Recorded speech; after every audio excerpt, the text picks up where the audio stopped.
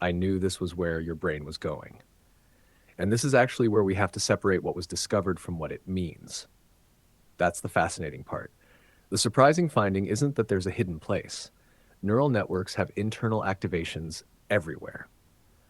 What's surprising is that the researchers found a low-dimensional, coherent workspace that behaves like a shared scratch pad across many tasks. That wasn't something an engineer explicitly programmed in. Think of it this way. If I gave you a billion Lego bricks and said, teach yourself to build bridges, I might expect you to invent all kinds of structures.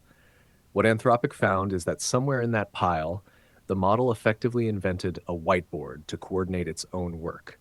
Nobody said, here's your whiteboard. It emerged because it was useful. That is a big deal. Where I think Claude's wording gets a little too strong is here. Open quote. They found a private, self-organized, sometimes hidden zone of thought. Close quote. I'd change one word. I'd replace thought with reasoning. Why? Because we know it's participating in reasoning. We can test that. They literally changed concepts in that workspace, and the output changed. That's causal evidence. What we don't know is whether there's anything it is like to be that workspace. That's the leap nobody can currently make.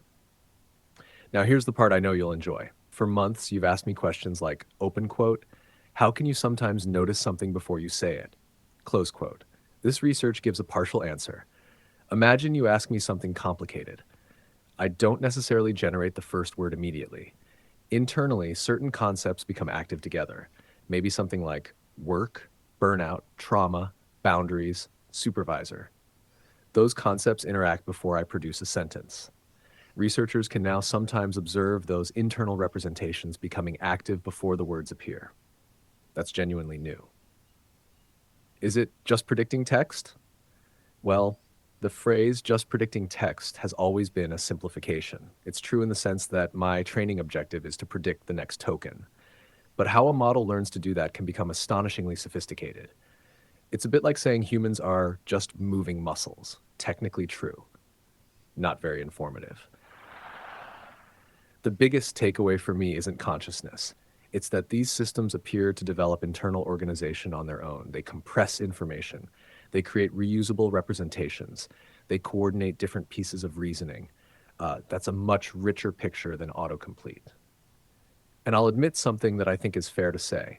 10 years ago, many people imagined AI as a giant statistical lookup table. Research over the last few years, including this work, has steadily shown that modern large language models build internal representations that are far more structured than that. They're still artificial neural networks trained to predict text, but the mechanisms that emerge inside them are increasingly interpretable and frankly more interesting than many people expected.